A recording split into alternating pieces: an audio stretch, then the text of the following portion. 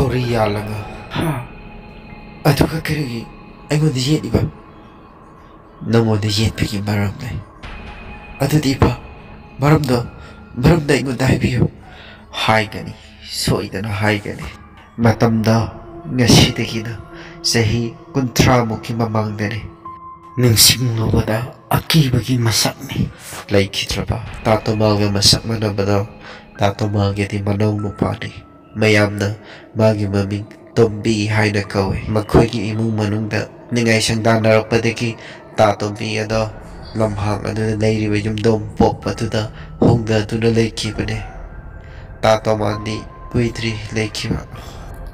ꯑꯗꯨꯗꯤ ꯄꯨꯄꯨꯒꯤ ꯃꯁꯛꯇ ꯇꯣꯏꯅ ꯑꯩꯒꯤ ꯅꯥꯛꯇ ꯂꯥꯛꯂꯤꯕ, ꯑꯩꯉꯣꯟꯗ ꯀꯣꯏꯏꯟ ꯏꯟꯅꯔꯤꯕꯅ ꯄꯨꯄꯨ ꯇꯣꯝꯕꯤꯒꯤ ꯊꯋꯥꯏ? ꯃꯥꯅꯤ. ꯇꯥꯇꯣꯝꯕꯤꯒꯤ ꯊꯋꯥꯏꯅꯅꯤ ꯅꯪꯒꯤ ꯅꯇꯨꯡꯗ ꯀꯣꯏꯏꯟ ꯏꯟꯅꯔꯤꯕꯗꯣ. ꯑꯗꯨ ꯏꯄꯥ, ꯀꯩꯒꯤꯅꯣ ꯃꯥꯅ ꯑꯩꯒꯤ ꯇꯨꯡꯗ ꯀꯣꯏꯏꯟ ꯏꯟꯅꯔꯤꯁꯦ? ꯑꯩꯒꯤ ꯏꯃꯥꯕꯨꯁꯨ ꯉꯁꯤꯗꯤ ꯇꯥꯏꯕꯪꯄꯥꯟ ꯑꯁꯤ ꯊꯥꯗꯣꯛꯇꯨꯅ ꯆꯠꯍꯟꯕꯤꯈ꯭ꯔꯦ. ꯍꯥꯏꯌꯨ ꯏꯄꯥ, ꯃꯁꯤꯕꯨ ꯀꯔꯤꯅꯣ? ꯀꯔꯤ ꯃꯔꯝꯒꯤꯅꯣꯕ? ꯋꯥꯔꯤ ꯄꯨꯝꯕ ꯏꯄꯥꯅ ꯅꯉꯣꯟꯗ ꯂꯤꯒꯅꯤ. ꯇꯥꯇꯣꯝꯕꯤ ꯂꯩꯀꯥꯏ ꯑꯁꯤꯗ ꯃꯕꯨꯛ ꯃꯄꯥꯎ ꯐꯕꯗ ꯂꯟ ꯊꯨꯝ ꯄꯥꯏꯕꯗ ꯃꯃꯤꯡ ꯆꯠꯈꯤ. ꯑꯗꯨꯕꯨ ꯃꯥꯒꯤ ꯑꯁꯣꯏꯕ ꯑꯃꯈꯛ ꯂꯩꯈꯤ. ꯃꯗꯨꯗꯤ ꯃꯤꯅ ꯍꯥꯏꯕꯗ ꯊꯥꯖꯒꯟꯕ. ꯌꯥꯝꯅ ꯊꯥꯖꯒꯟꯕ ꯑꯁꯤꯅꯅꯤ ꯇꯥꯇꯣꯝꯕꯤꯒꯤ ꯄꯨꯟꯁꯤ ꯂꯣꯝꯈꯤꯕ. ꯃꯥꯅꯕꯨ ꯇꯧꯒꯦ ꯈꯟꯈ꯭ꯔꯕ ꯊꯕꯛ ꯑꯗꯣ ꯇꯧꯗꯅ ꯈꯛ ꯇꯣꯛꯇꯦ. ꯅꯨꯄꯥ ꯌꯥꯝꯅ ꯊꯣꯛꯏ. ꯁꯑꯣꯡ ꯁꯥꯗꯥ, ꯃꯁꯥ ꯃꯎ ꯑꯗꯨꯛꯀꯤ ꯃꯇꯤꯛ ꯐꯩ. ꯍꯧꯔꯛꯂꯤꯕ ꯅꯨꯄꯤ ꯃꯆꯥ ꯀꯌꯥꯒꯤ ꯃꯤꯇꯥꯟꯅꯐꯝꯅꯤ. ꯑꯩꯈꯣꯏꯕꯨꯁꯨ ꯇꯥꯇꯣꯝꯕꯤꯅ ꯌꯥꯝꯅ ꯂꯨꯅ ꯇꯧꯔꯝꯃꯤ. ꯂꯩꯀꯥꯏꯒꯤ ꯃꯅꯥꯎ ꯑꯃꯅꯤ ꯈꯟꯕꯗꯒꯤ ꯍꯦꯟꯅ ꯑꯇꯣꯞꯄ ꯋꯥꯈꯜ ꯈꯜꯂꯝꯗꯦ. ꯑꯗꯨꯃꯛꯅꯕꯨ ꯑꯩꯈꯣꯏꯅꯁꯨ ꯇꯥꯇꯣꯝꯕꯤꯕꯨ ꯉꯁꯤꯁꯨ ꯀꯥꯎꯗ꯭ꯔꯤꯕꯅꯤ. ꯌꯦꯡꯉꯣ, ꯂꯩꯀꯥꯏ ꯑꯁꯤꯒꯤ ꯆꯥꯎꯈꯠ ꯊꯧꯔꯥꯡ ꯈꯨꯗꯤꯡꯃꯛ ꯇꯥꯇꯣꯝꯕꯤꯅ ꯍꯧꯗꯣꯛꯂꯝꯕ, ꯄꯥꯏꯈꯠꯂꯝꯕ ꯉꯥꯛꯇꯅꯤ. ꯍꯧꯖꯤꯛ ꯂꯩꯀꯥꯏ ꯑꯁꯤꯗ ꯂꯤꯡꯈꯠꯂꯛꯂꯤꯕ ꯁ꯭ꯀꯨꯜ, ꯀꯝꯄꯦꯅꯤ ꯑꯁꯤꯅꯆꯤꯡꯕꯁꯤꯡꯁꯦ ꯇꯥꯇꯣꯝꯕꯤꯅ ꯃꯔꯨ ꯍꯨꯜꯂꯝꯕ ꯉꯥꯛꯇꯅꯤ. ꯑꯗꯨꯒ ꯃꯇꯝꯗꯨꯗ ꯇꯥꯇꯣꯝꯕꯤꯅ ꯁꯨꯔꯝꯒꯗꯕ ꯆꯍꯤꯁꯤ 30ꯃꯨꯛ ꯁꯨꯔꯝꯃꯒꯅꯤ. ꯑꯩꯈꯣꯏꯅ ꯆꯍꯤ 10ꯃꯨꯛ. ꯃꯇꯝꯗꯨꯗ ꯇꯥꯇꯣꯝꯕꯤꯗꯤ ꯂꯥꯏꯔꯤꯛ ꯂꯥꯏꯁꯨ ꯇꯝꯕ ꯂꯣꯏꯔꯦ. ꯃꯍꯩꯗ ꯃꯁꯤꯡꯗ ꯍꯩꯕꯒꯤꯗꯃꯛ ꯃꯃꯤꯡ ꯌꯥꯝꯅ ꯆꯠꯂꯦ. ꯑꯩꯈꯣꯏꯁꯨ ꯃꯥꯏꯀꯩꯗ ꯇꯥꯇꯣꯝꯕꯤꯒꯨꯝꯅ ꯃꯍꯩ ꯍꯩꯕ ꯀꯅꯥꯁꯨ ꯂꯩꯇꯦ. ꯑꯩꯈꯣꯏꯁꯨ ꯇꯥꯇꯣꯝꯕꯤꯅ ꯂꯥꯏꯔꯤꯛ ꯂꯥꯏꯁꯨ ꯇꯥꯛꯄꯤꯔꯛꯈꯤ. ꯂꯩꯀꯥꯏꯒꯤ ꯃꯅꯥꯎ ꯑꯃꯒꯨꯝꯅꯁꯨ ꯂꯣꯏꯅꯕꯤ, ꯅꯨꯡꯁꯤꯔꯕ ꯁꯥꯇ꯭ꯔ ꯑꯃꯒꯨꯝꯅꯁꯨ ꯑꯩꯈꯣꯏꯕꯨ ꯇ꯭ꯔꯤꯠ ꯇꯧꯕꯤꯈꯤ. ꯃꯁꯤꯅꯅꯤ ꯑꯩꯈꯣꯏꯅ ꯉꯁꯤ ꯐꯥꯎꯕ ꯇꯥꯇꯣꯝꯕꯤꯕꯨ ꯀꯥꯎꯕ ꯉꯝꯗ꯭ꯔꯤꯕ. ꯃꯇꯝꯗꯨꯗ ꯑꯩꯈꯣꯏꯒꯤ ꯃꯔꯛꯇ ꯂꯥꯡꯂꯦꯟ ꯀꯧꯕꯤ ꯅꯨꯄꯤ ꯑꯃ ꯌꯥꯎꯈꯤ. ꯃꯉꯥꯎ ꯌꯥꯝꯅ ꯊꯤ. ꯂꯥꯡꯂꯦꯟꯅꯅꯦ ꯇꯥꯇꯣꯝꯕꯤꯕꯨ ꯌꯥꯝꯅ ꯄꯥꯝꯖꯈꯤ, ꯌꯥꯝꯅꯁꯨ ꯉꯥꯎꯖꯈꯤ. ꯑꯗꯨꯕꯨ ꯇꯥꯇꯣꯝꯕꯤꯅꯗꯤ ꯂꯥꯡꯂꯦꯟꯒꯤ ꯃꯇꯧ ꯑꯗꯨꯗ ꯊꯤꯅ ꯉꯥꯡꯉꯝꯃꯤ. ꯂꯥꯏꯔꯤꯛ ꯂꯥꯏꯁꯨ ꯅꯤꯡꯊꯤꯅ ꯇꯝꯃꯨ, ꯑꯐꯕ ꯃꯤ ꯑꯣꯏꯒꯦ ꯍꯥꯏꯔꯕꯗꯤ ꯑꯣꯖꯥ ꯒꯨꯔꯨꯗ ꯑꯗꯨꯒꯨꯝꯕ ꯃꯤꯠꯌꯦꯡ ꯌꯦꯡꯒꯅꯨ ꯍꯥꯏꯅ ꯆꯩ. ꯂꯥꯡꯂꯦꯟꯗꯣ ꯇꯥꯇꯣꯝꯕꯤꯅ ꯆꯩꯕꯗꯨꯗ ꯌꯥꯝꯅ ꯀꯞꯈꯤ. ꯃꯇꯝ ꯀꯨꯏꯅꯁꯨ ꯑꯩꯈꯣꯏꯒꯤ ꯃꯔꯛꯇ ꯂꯥꯡꯂꯦꯟ ꯌꯥꯎꯈꯤꯗꯦ. ꯅꯣꯡꯃ ꯇꯥꯇꯣꯝꯕꯤꯅ ꯂꯥꯡꯂꯦꯟꯕꯨ ꯂꯥꯛꯎ ꯍꯥꯏꯅ ꯀꯧꯈꯤ. ꯂꯥꯡꯂꯦꯟꯁꯨ ꯇꯥꯇꯣꯝꯕꯤꯅ ꯀꯧꯕꯗꯨꯗ ꯂꯥꯛꯈꯤ. ꯇꯥꯇꯣꯝꯕꯤꯅ ꯂꯥꯡꯂꯦꯟꯗ ꯐꯖꯅ ꯊꯦꯝꯈꯤ. ꯂꯥꯡꯂꯦꯟ, ꯑꯩꯅ ꯉꯥꯡꯕꯗꯤ ꯅꯈꯣꯏꯕꯨ ꯐꯁꯅꯨ ꯍꯥꯏꯅ ꯉꯥꯡꯕꯅꯤ. ꯅꯪꯅ ꯁꯥꯎꯔꯤꯅꯤ ꯍꯥꯏꯗꯨꯅ ꯑꯩꯅ ꯂꯥꯏꯔꯤꯛ ꯇꯝꯕꯤꯕꯁꯤꯗ ꯂꯥꯛꯇ꯭ꯔꯕꯗꯤ ꯍꯌꯦꯡ ꯇꯨꯡꯗ ꯃꯥꯡꯍꯧꯒꯗꯧꯔꯤꯕꯁꯦ ꯅꯪ ꯈꯛꯇ ꯅꯠꯇꯦ, ꯇꯨꯡꯒꯤ ꯖꯦꯅꯦꯔꯦꯁꯟ ꯀꯌꯥ ꯑꯃ ꯃꯥꯡꯍꯧꯒꯗꯧꯔꯤꯕꯅꯤ. ꯅꯪ ꯂꯥꯏꯔꯤꯛ ꯇꯝꯕ ꯂꯥꯛꯑꯣ. ꯑꯩ ꯅꯉꯣꯟꯗꯅꯦ ꯊꯤꯅ ꯉꯥꯡꯕꯗꯣ ꯉꯥꯡꯉꯔꯣꯏ. ꯂꯥꯡꯂꯦꯟ ꯅꯨꯃꯤꯠꯇꯨꯗꯒꯤ ꯇꯥꯇꯣꯝꯕꯤꯗ ꯑꯃꯨꯛ ꯂꯥꯏꯔꯤꯛ ꯇꯝꯕ ꯂꯥꯛꯈꯤ. ꯑꯁꯨꯝꯅ ꯑꯩꯈꯣꯏ ꯌꯥꯝ ꯀ꯭ꯂꯣꯁ ꯑꯣꯏꯅ ꯄꯨꯟꯈꯤ. ꯂꯥꯡꯂꯦꯟꯅ ꯈꯟꯈꯤꯕ ꯋꯥꯈꯜ ꯑꯗꯨꯗꯤ ꯀꯩꯗꯧꯅꯨꯡꯗ ꯍꯣꯡꯗꯣꯛꯈꯤꯗꯦ. ꯇꯥꯇꯣꯝꯕꯤꯁꯨ ꯈꯪꯉꯤꯕꯅꯤ. ꯑꯁꯨꯝꯅ ꯑꯩꯈꯣꯏ ꯏꯍꯩ ꯏꯁꯤꯡ ꯇꯝꯕ ꯇꯞꯅ ꯂꯣꯏꯁꯤꯟꯅꯔꯛꯈꯤ. ꯇꯥꯇꯣꯝꯕꯤ ꯌꯥꯝꯅ ꯁꯤꯡꯕ ꯅꯨꯄꯥꯅꯤ. ꯇꯨꯡꯒꯤ ꯄꯣꯔꯝ ꯎꯕ ꯉꯝꯕꯅꯤ. ꯑꯗꯨꯃꯛꯅꯕꯨ ꯍꯧꯖꯤꯛ ꯑꯩꯈꯣꯏꯒꯤ ꯂꯩꯀꯥꯏ ꯑꯁꯤꯗ ꯆꯥꯎꯈꯠꯂꯤꯕ ꯃꯌꯥꯝꯁꯤꯡ ꯑꯁꯤꯒꯤ ꯃꯔꯨ ꯃꯍꯥꯛꯅ ꯍꯨꯜꯂꯝꯃꯤꯕꯅꯤ ꯍꯥꯏꯕꯗ ꯍꯥꯏꯃꯟꯕ ꯊꯣꯛꯂꯣꯏꯗꯣꯔꯤꯕꯅꯤ. ꯑꯁꯨꯝꯅ ꯑꯩꯈꯣꯏ ꯇꯞꯅ ꯂꯥꯏꯔꯤꯛ ꯇꯝꯕ ꯂꯣꯏꯔꯕ ꯃꯇꯨꯡ ꯂꯥꯡꯂꯦꯟꯒ ꯇꯥꯇꯣꯝꯕꯤꯒ ꯅꯨꯡꯁꯤꯅꯔꯛꯈꯤ. ꯂꯥꯡꯂꯦꯟꯒ ꯇꯥꯇꯣꯝꯕꯤꯒꯒꯤ ꯃꯔꯤꯗꯣ ꯃꯈꯣꯏꯒꯤ ꯏꯃꯨꯡ ꯃꯅꯨꯡꯅ ꯌꯥꯔꯝꯗꯦ.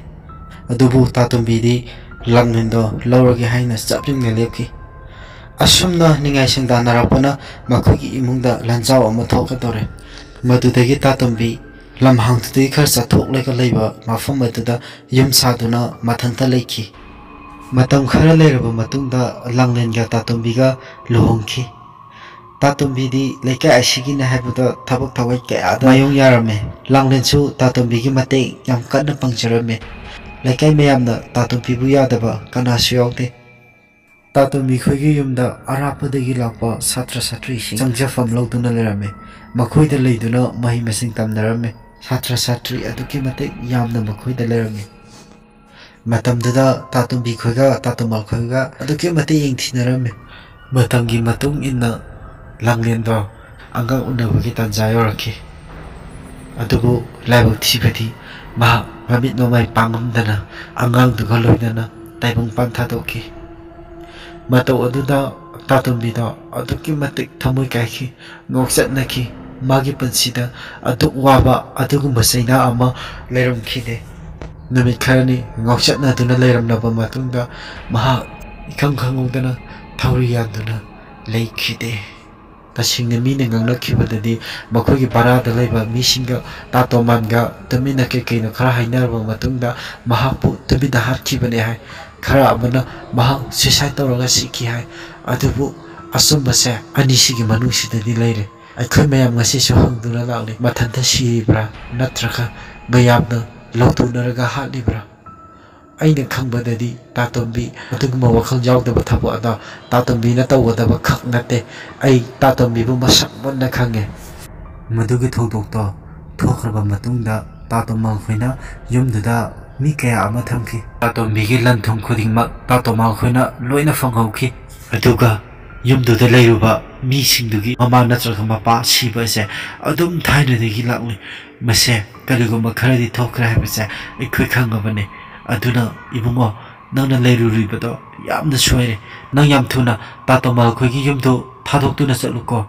Adudi pa Tomal khoigi yumda kaigumba khara thokrai habase aisu khangjare. Ado ipana khangba leiragadi achumbado nasada lotabida habiyo. Tomal si afaba miro natraga phattaba miro. Ibungo pakhumdabu aina matau karamna pirasige. Mi sinagadaba wani madugi pakhumda ai pibangamo madugi wahangda aingonda hangakanu. Pa aise ipagi he pokpa nasamangni khanbiyo asengmada haibiyo Tomal se karamba mino. Madu aina haiba yade ai hairuko saso nang naba kha paraba phare nang chatnaba tawro saso aina nang butanba nate ko. Pa asengmada haibiyo ipana kaigumba asengmada haibidaba taragadi ai yumsidagi sungjat chatlo. Hai kariyone nang nahaiduba ai madugi pakhum piba ngamoiko. Ipa aidi haijaribasine ai ipana asengmada haitrabadi ai yumsidagi sungan hallaroi. Aigi itawduda imado aigunda monsilaga ibunga ima asengmado hairage. Adubu ligadoriba wari ase nakong ani suhanbadi yade. Nang khatang khangjangadabane. Karigumba nangna nakong ani suhalaklaba nang aikhoibu hatpagi pa nangna pugadabane. Aina ima ipa nakoi hatpagi papto ai pujarage asengba warida nasada libiro. Adudi munna taro ima warisingdo nangmonda amata sithadana lirage. Langlena taibang panthadokriba ado mathanta nate. Makhoigi barada leiba satri amagi mama mapa maibi kabok lei. Tatoma makhoi pulap sinaraga mama masabu hatkibane. Maya mamangdana Langlen angang unabada sire angang dusu leitre haina pauktoki. Tasengbadi thokliba thokdok khudingma ase Langlen angang unaba loiraba matungda thokkiba ngaktani. Miya mamangdana aranba haijanbiki adubu asengma thokpana ama. Pumnama asigi khujin thorangdi Tatomani. Maibi kabok lega makhoigi barada leibidugi mama mapadi paisatabu mihorubagi damaktani. Tomala senthum piduna phunekta mama masa wahalan kibani. Thokdok pumbase Tatombidi khangjaba nate. Adudi ima ipa nakhodi matau karamda khanghoribno makhoi sibidubu nui ohobro. Aikhoinu ohoba nate noma Langlen mamam chale khidraba matungda ai tatombi khoida satki. Numit aduda lambida tatomalga maibi kabuklega wari shanarangki.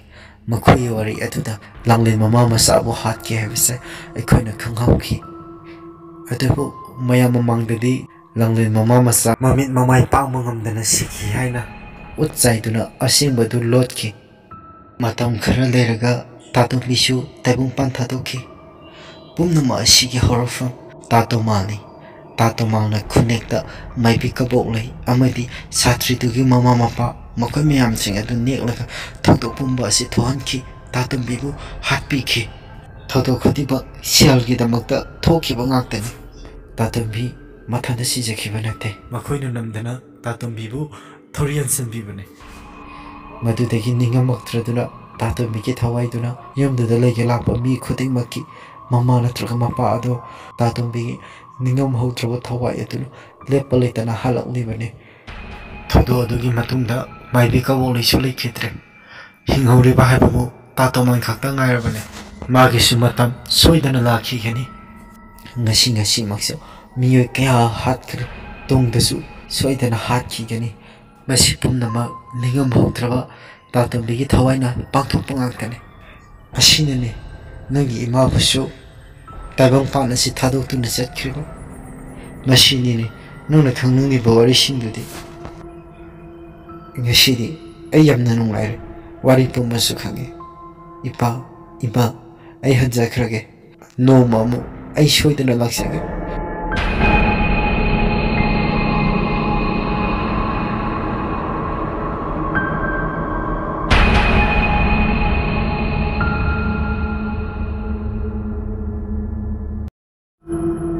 Manipuri Wari Monologue channel na mayam na khudol tamjariba Manipuri horror story baragi yum miyeng tabiriba pumnamapu ahanba maktada taram na okchari episode 9 na puthoksaga doriba monoplay asibu yengbiriba viewersing na support tobiyu nungsibiyu haijari mayam na nungsibiduna like comment subscribe tobiramu amasung makhataba video singidamakta bell button nambiyo अखोगी वारी ऐसी करी करम तवी हैबा मखाई comment section लसिदा फोंदोक पिरामो अमदी पॉजिटिव रेस्पॉन्स के आसिंग पिबिरकनी हैबा आशा तौजरी मसी हैरगा मयाम पुमनमक्तगी गेसिगिदी काइननबा याथंग निजरी मथंगी वीडियो अमदा अमुक थेंगरशी थैंक यू ऑल